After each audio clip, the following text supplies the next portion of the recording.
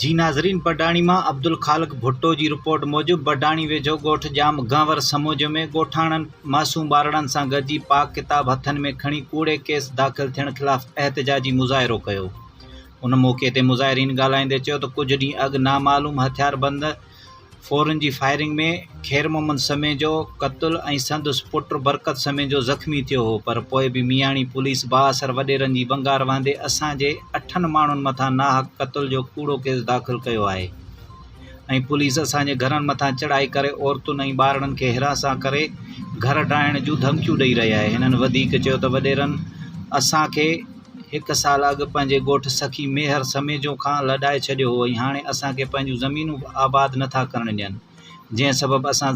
दरबदरी वारी ज़िंदगी गुज़ारे रहिया आहियूं। हिननि IG सिंध DIG लाड़काणो ऐं SSP कशमोर खे अपील कंदे चयो आहे त क़त्ल मामले जी दाख़िल कयल FIR जी इंक्वायरी कराए इंसाफ़ कयो वञे।